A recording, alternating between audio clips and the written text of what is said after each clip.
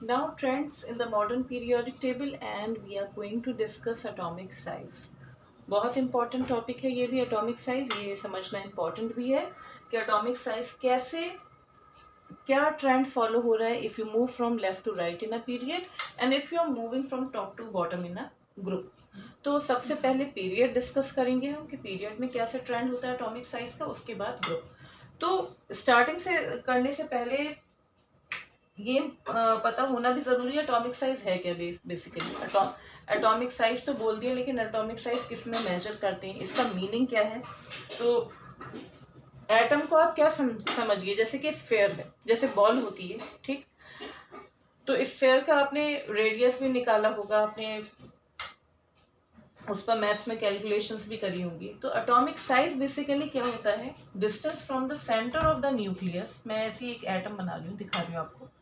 From the center of the nucleus to the valence shell which is containing electron.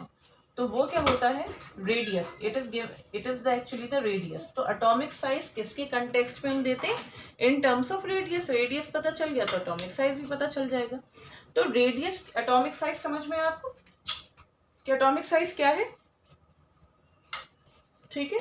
तो atomic size हम किसके उसमें terms में calculate करते हैं measure in terms of atomic radius, means the distance from the center of the nucleus to the outermost shell which contains electron. उसको हम कहते हैं atomic radius, ठीक है. अब इसके यूनिट क्या होता है, as we know atom is very small, ठीक. तो उसको या तो हम एंगस्ट्रॉम में, 1 angstrom is equal to what, 10⁻⁻10 metre, या फिर पीकोमीटर में करते हैं, 1 पिकोमीटर, और उससे छोटा यूनिट विच इज 10⁻⁻12 मीटर. तो इन दो यूनिट्स में हम यूजुअली एटॉमिक रेडियस को मेजर करते हैं. अब मैं आपको कुछ वैल्यूज लिख के दिखा रही हूँ एटॉमिक रेडियाई की, ओके. और उसके हिसाब से फिर आपको सोचना है कि क्यों एटॉमिक रेडियस ऐसा क्यों हुआ, ठीक है. डिक्रीज अगर हो रहा है तो क्यों हो रहा है, think about it. Activity 5.7 is given in your book, जो बहुत अच्छा वे है समझने के लिए. देखिए मैं रीड कर रही हूँ, इसमें क्या लिखा हुआ है. Atomic radio of the element of the second period. ये सेकंड पीरियड हर कोई पहचान सकता है, ये मैंने सेकंड पीरियड के एलिमेंट्स लिखे हुए हैं, आर गिवन बिलो, ठीक है. And atomic radius is given in picometer. 88 boron का 88 दे दिया, beryllium 111, oxygen 66, nitrogen 74 picometer, lithium 152 and carbon 77 picometre.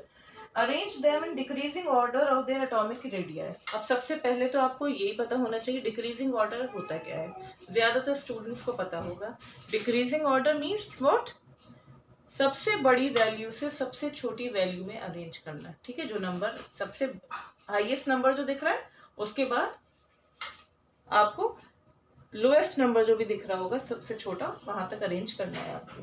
तो हम सबसे पहले यही काम करते हैं कि इसको हाईएस्ट जो वैल्यू दी हुई है, सबसे बड़ी वैल्यू क्या दी हुई है, लेट अस सी. देखिए लिथियम की है, ठीक है. तो सबसे पहले मैं अरेंज कर रही हूँ, how I am arranging in decreasing order of atomic radii, यानी सबसे बड़ा एटॉमिक रेडियस सबसे पहले मैं लिख रही हूँ, ठीक. 152, देन लिथियम के बाद बेरिलियम दिख रहा है, बेरिलियम 111, आप भी करिए. बोरॉन 88, ये सब पिकोमीटर में वैल्यूज, ठीक है, इन पिकोमीटर. और बोरॉन के बाद कौन सा सबसे छोटी और उससे छोटी वैल्यू क्या है, बोरॉन के बाद कार्बन, ठीक है, 77, कार्बन के बाद नाइट्रोजन 74 एंड ऑक्सीजन 66, ठीक है ना. और कुछ नहीं दिया हुआ है ना, फ्लोरीन नहीं दिया हुआ, ठीक है. फ्लोरीन नहीं इसमें दिया हुआ है, मुझे नहीं दिख रहा है इस टेबल में. तो वरना मैं फ्लोरीन का भी आपको बता दूं, फ्लोरीन की क्या वैल्यू है. Fluorine 72, sorry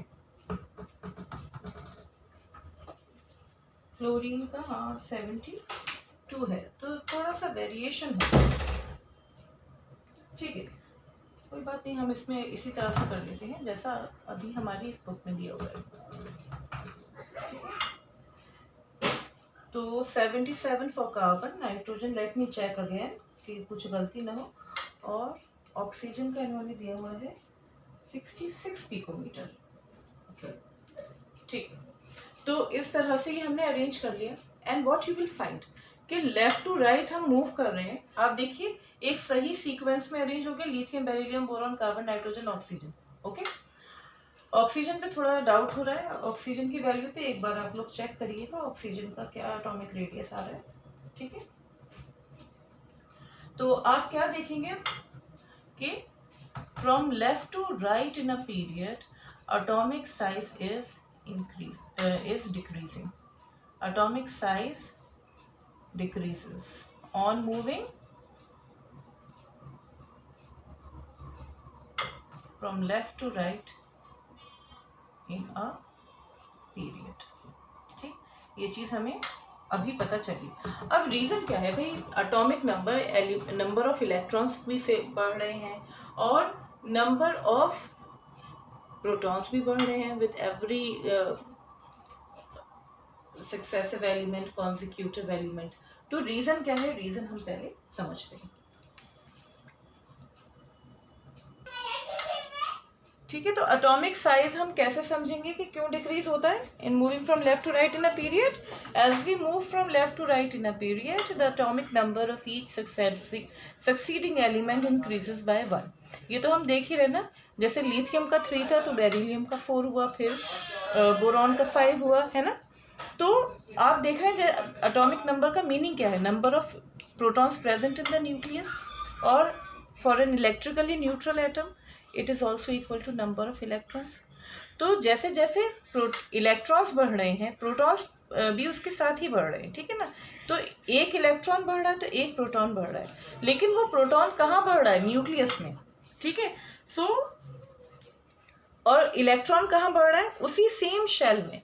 so the addition of extra electron takes place in the same shell, and due to the increased nuclear charge the electrons are attracted closer to the nucleus. ठीक है, आपको सोच लीजिए अगर किसी न्यूक्लियस में 3 protons हैं जैसे कि लिथियम, और किसी न्यूक्लियस में 4 प्रोटॉन्स हैं, देन 5 प्रोटॉन्स हैं, देन 6 प्रोटॉन्स हैं, तो उतना ही न्यूक्लियर चार्ज बढ़ रहा है ना ऑन द वैलेंस शेल। समझ रहे? तो इस तरह से साइज छोटे से छोटा होता चला जाएगा। और एकदम से देखा गया है कि हेलोजन सबसे छोटे होते हैं एल्कली मेटल्स के कंपैरेटिवली, आप देखें। लेकिन आपकी बुक में नोबल गैसेस का कहीं नाम नहीं है।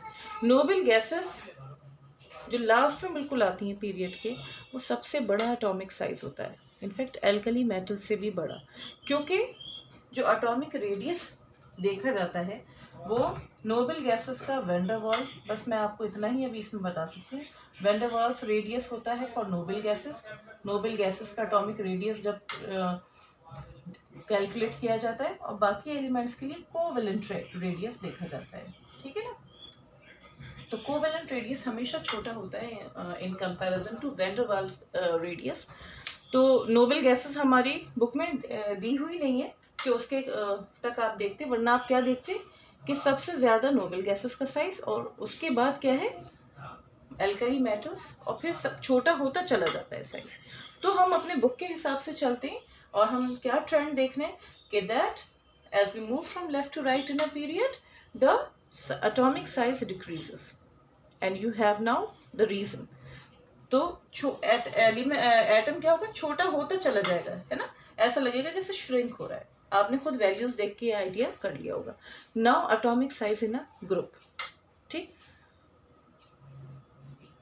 देखिए टाइम वेस्ट ना हो इसलिए मैंने अभी एटॉमिक साइज वही बिल्कुल सेम ही, मैं lithium, sodium, potassium, rubidium, caesium, francium use कर रही हूँ, जो कि मैं अब 3rd टाइम यूज़ कर रही हूँ। आई थिंक अब ये आप लोगों को याद ही हो गया होगा कि लिथियम की कॉन्फ़िगरेशन, आप ये सारी कॉन्फ़िगरेशंस लिख लीजिए। ठीक, और उसके बाद आप नंबर ऑफ शेल्स काउंट करिए।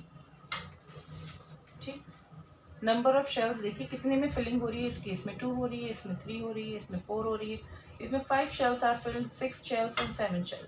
तो लास्ट तक आते आते 7 शेल्स तक फिल हो गई।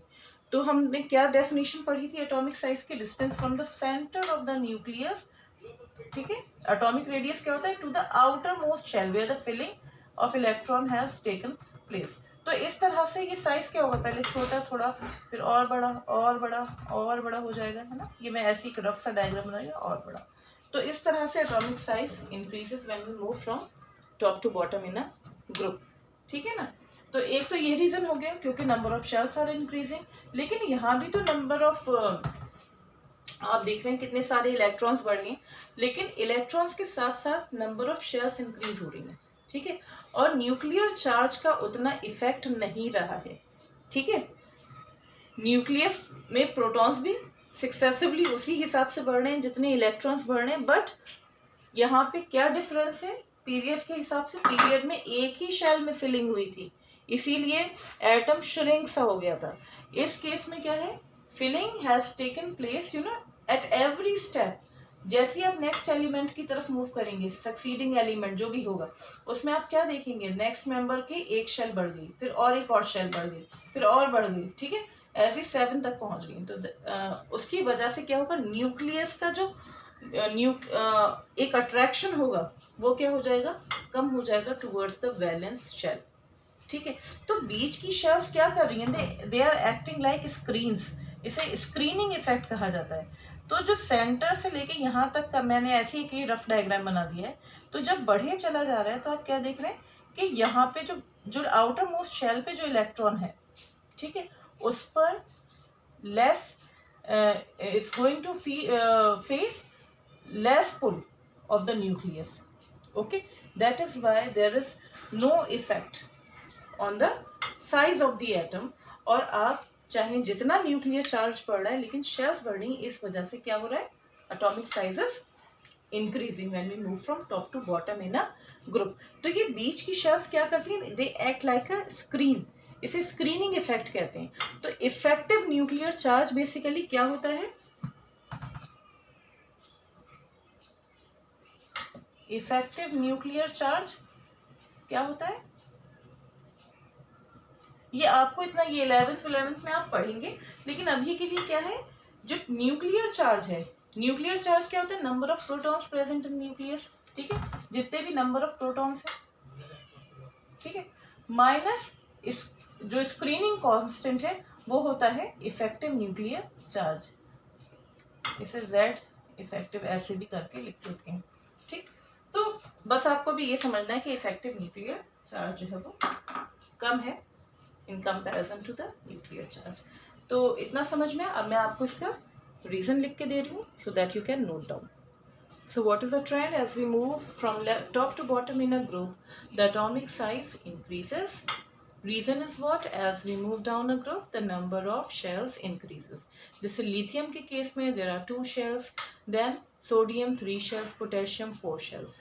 As a result, the distance between the nucleus and the valence shell increases, and thus the atomic size increases from top to bottom in a group.